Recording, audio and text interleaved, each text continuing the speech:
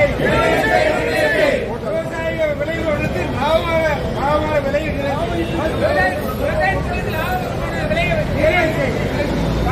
கட்டமாட்டோம். கோரிக்கை நிறைவேறும் இல்லை என்றால் வாங்கிய கடனை கட்ட மாட்டோம்.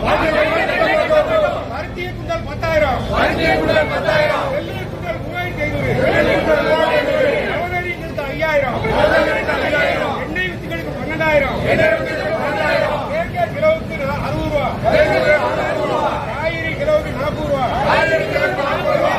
விலை நிர்ணயம் செய். விவசாயிகளை காப்பாற்று. ஏமாற்றாதே.